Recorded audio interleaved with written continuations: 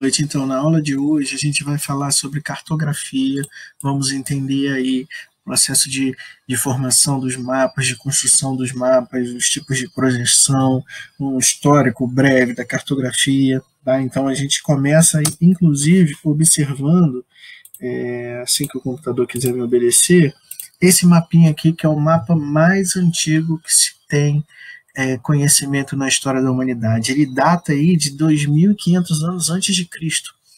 Ele foi encontrado como um bloco de argila cozida, né,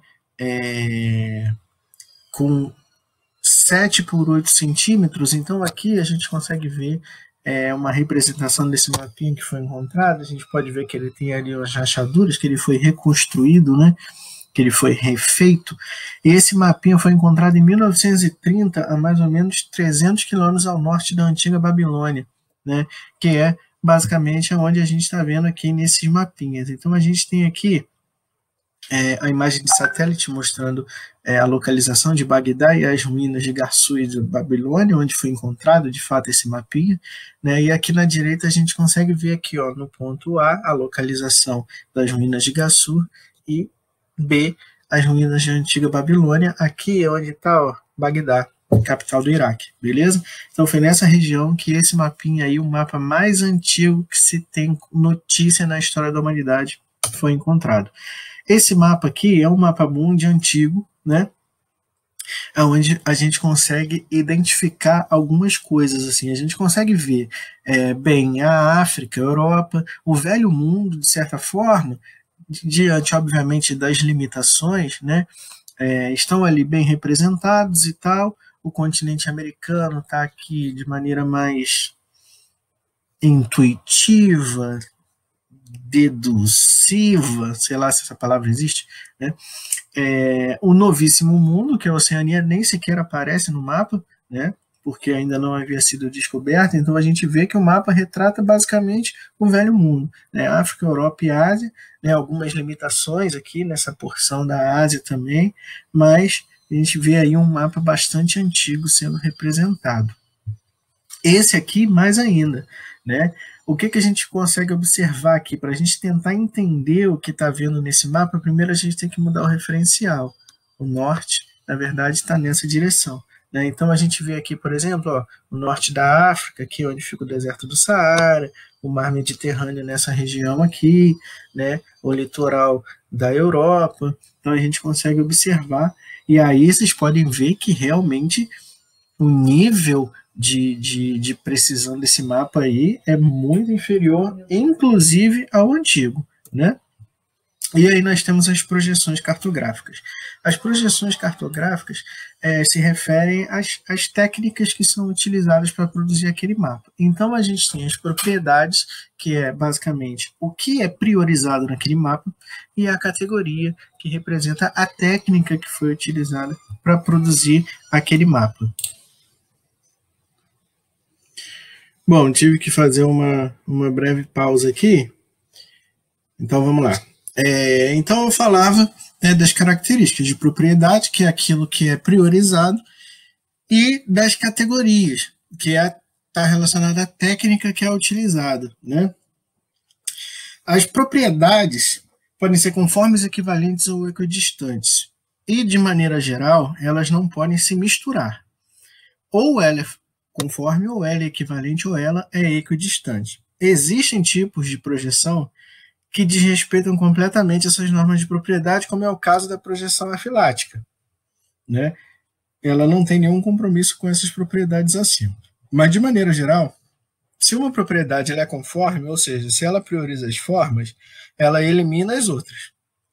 Ela ignora a área, ela ignora a distância. Se ela prioriza a área, ela ignora a forma e a distância, e assim sucessivamente, tá? Assim como em relação à categoria, a gente não tem duas categorias dentro de uma mesma projeção. Ou ela é cilíndrica, ou ela é cônica, ou ela é azimutal. E a gente vai estudar as características de cada uma delas daqui a pouco, tá? Então, só para ficar claro aí, em relação às propriedades. Quando eu falo de uma projeção conforme, eu estou falando que ela prioriza as formas, ou seja, as formas são idênticas às que a gente vê num globo terrestre, tá? Por priorizar as formas, elas naturalmente distorcem as áreas. Por quê? Vamos pensar o seguinte, qual é a grande dificuldade? É você pegar um objeto tridimensional, que é o planeta Terra, e representá-lo num planisfério, ou seja, numa superfície plana, né? Então, observem aqui a minha mão. Percebam que ela está aqui curvada, né? Observem ela dessa forma. Olha só. Vocês conseguem ver a minha mão toda, né? Os dedos todos, olha só. As unhas estão ali e tudo mais. Se eu quero representar isso aqui numa superfície plana, representando essas formas, ou seja, esticando isso aqui, elas vão parecer maiores quando eu represento dessa forma, dessa maneira plana, beleza? Por isso que, conforme vai se distanciando do Equador, de maneira geral, essas projeções elas vão deformando as áreas de latitudes mais altas. A gente vai entender o que eu estou falando daqui a pouco. As projeções equivalentes são aquelas que têm as áreas idênticas à do globo, mas as formas não. Então, as proporções são iguais, as proporções são verdadeiras, mas os formatos não. Para fazer isso, para manter essas proporções, é preciso deformar os formatos. Tá? E as equidistantes que estão relacionadas às distâncias entre os pontos são precisas. E aí, necessariamente, você vai abrir mão também das proporções e das conformidades, beleza? Aqui a gente tem as duas projeções mais conhecidas que vão ajudar a gente a entender essa relação das projeções conformes e equivalentes. A gente tem a projeção de Mercator aqui na esquerda e a projeção de Peters aqui à nossa direita, né? Como é que elas funcionam? Vamos lá. Primeira coisa, a projeção de Mercator é uma projeção conforme. O que isso significa? Que ela prioriza os formatos.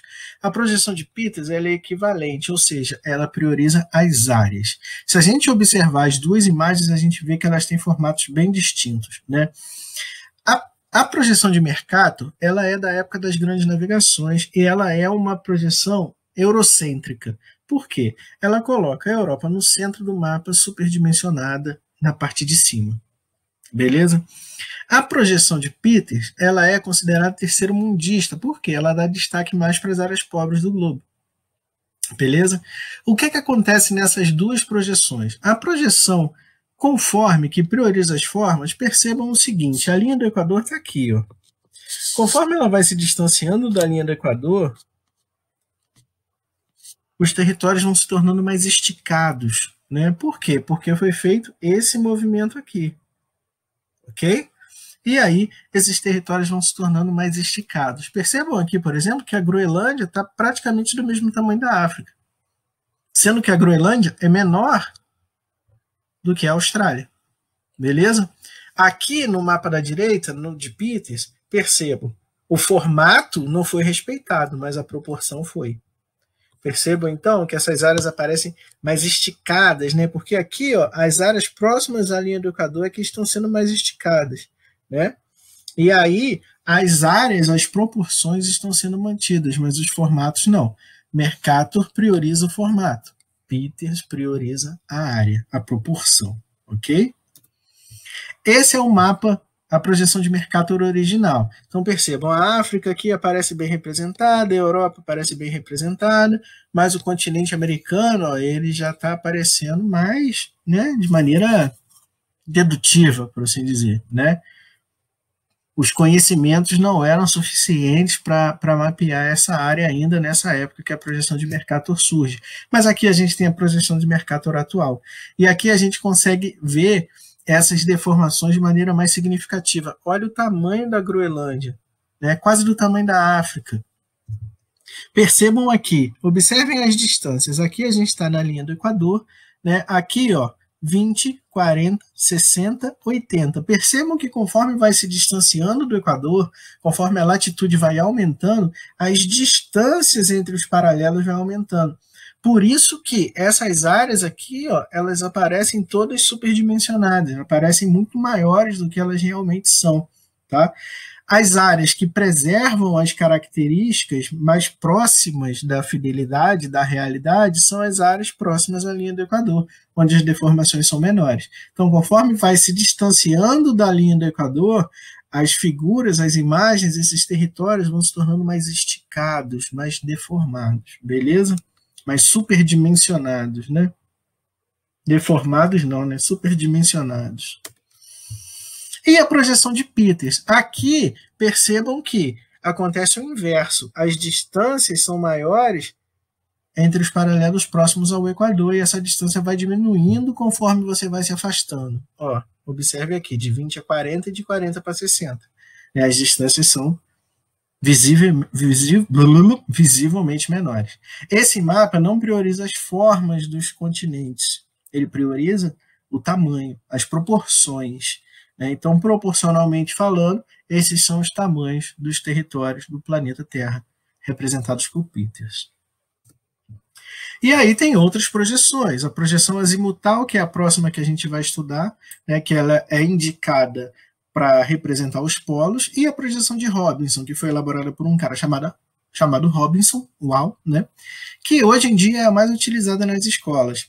Ela veio para tentar corrigir as distorções da projeção de Mercator. Então percebam que os paralelos continuam retos, igual na projeção de Mercator, mas os meridianos, eles agora aparecem curvos, né? E não retos como na projeção de Mercator e na própria projeção de Peters.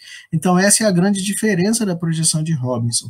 E ela é uma projeção afilática, ou seja, ela não respeita as propriedades, ela não respeita equidistância, equivalência nem conformidade. Beleza?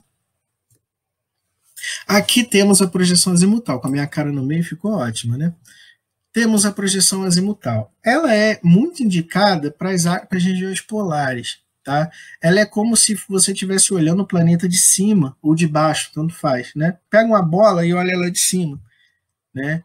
E aí, com os meridianos organizados de maneira radial e com os paralelos circulares, você tem a representação da projeção azimutal. Percebam, ó, os meridianos estão aqui, radiais, formando esse asterisco aqui perfeitamente desenhado por mim, e os paralelos estão aqui, circulares. Nessa projeção aqui, nesse caso, foi representado o quê? O continente antártico, né?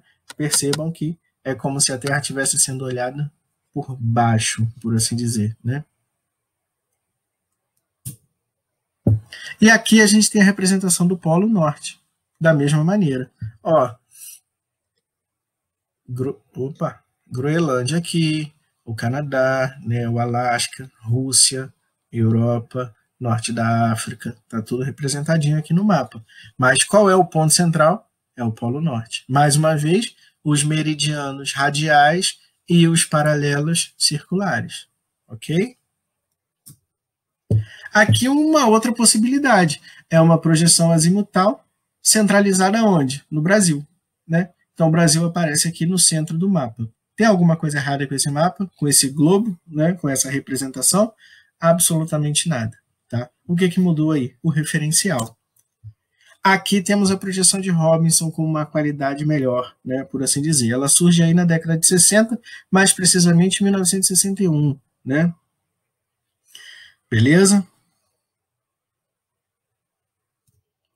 Aqui temos a projeção cilíndrica.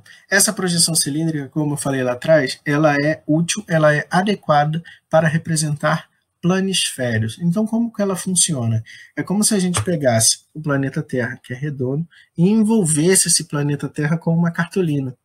Quando a gente abre essa cartolina, ela sai com as características do planeta Terra impressas. Beleza? Só que o que acontece? Por conta do fato da Terra ser redonda, sim, pasmem, né? Ela é redonda. Olha só, por conta dessa angulação aqui, essa parte que está aqui, curvadinha, para ser representada no planisfério, o que vai acontecer com ela? Ela vai ser esticada, né? Ela vai ser erguida, sei lá, como queiram. Vai acontecer isso aqui. Por conta desse movimento é que a gente tem essas superdimensões das áreas de altas latitudes, beleza? Deu para entender melhor, né? Tenho certeza. A projeção cônica ela é mais adequada para áreas de médias latitudes. É como se você pegasse um chapeuzinho daqueles de festa de aniversário e botasse na Terra. Quando você abrisse o chapéu, as informações estariam impressas nele. Então aqui, ó, o chapéuzinho fechado, o conezinho e ele aberto. Beleza? E aqui temos uma outra projeção que é muito interessante, é uma projeção cilíndrica equivalente, né? Ou seja, é semelhante à de Peters. Ela prioriza as áreas e não as formas. Existe alguma coisa de errado com essa projeção? A resposta é muito simples, não. Por que não? Porque todas as informações apresentadas nessa projeção estão corretas, inclusive aqui, ó, a direção, o referencial. Beleza? Então não tem absolutamente nada de errado. Então, esse tipo de mapa ele é muito utilizado em provas e o pessoal cai e fala, não, o mapa está errado, porque está de cabeça para baixo. Só que a gente está falando de uma representação do planeta Terra, que é redondo. Então não existe de cabeça para baixo no planeta Terra. Tá? O referencial está tudo certo, o norte está apontado para o lugar certo, os continentes estão no lugar certo, é uma projeção cilíndrica equivalente, ou seja, as áreas foram preservadas e não tem absolutamente nada de errado com esse mapa. O que é diferente nele? O referencial, o norte, está apontado para outra direção, beleza? Do que a gente está acostumado a ver, né? A gente se acostumou, se habituou, foi educado a, foi condicionado a falar que o norte fica para cima. Só que a gente está falando em planeta Terra, né? Então não existe esse negócio de em cima e embaixo. Aqui temos um outro exemplo de outra forma de representação do planeta Terra. A visão do mundo de acordo com os australianos. Porque o que acontece? A gente está acostumado a ver no mapa mundi aberto a partir do antimeridiano de Greenwich, a 180 graus, né? E tratar o meridiano de Greenwich, que é o meridiano zero, como um meio da Terra. Só que a gente está falando de uma coisa redonda, que não tem meio. Tudo depende do referencial. Nessa projeção, nesse mapa que vocês estão vendo aqui, o ponto de abertura, por assim dizer, não foi o antimeridiano de Greenwich, foi outra área. O norte também está sendo apontado aqui corretamente, então não tem absolutamente nada de errado com esse mapa. O que muda aqui? O referencial. Tudo é uma questão cultural. Pensem que, se lá na Austrália a galera desde cedo aprende na escola que esse é o mapa mundi, se os caras olharem o mapa mundi do jeito que a gente está acostumado a ver, eles vão achar estranho. Né? É uma questão cultural, é uma questão de referência. Tem alguma coisa errada com o mapa? De maneira nenhuma. Ok? Aqui temos uma visão nipônica, ou seja, o Japão, né? O Japão como centro do mundo. Mais uma vez, tem alguma coisa errada? De maneira nenhuma. Né? O referencial é que mudou. Vamos pensar no seguinte para entender melhor isso que eu estou falando. Imagine que você é o Sol, olha que importante que você é o Sol, cara. E você está ali olhando para o planeta Terra. Conforme o movimento de rotação vai acontecendo, o seu referencial de meio vai mudando. Cada hora vai ter um ponto do planeta Terra que vai estar no meio, no seu centro de visão, né? Então não existe um meio pré-estabelecido do planeta. O meio pode ser o que você quiser, depende daquilo que você quer mostrar, depende do referencial que você quer tomar. A única coisa que tem que ser é o seguinte, a escala deve ser obedecida, obviamente, dependendo do que você quiser mostrar, né?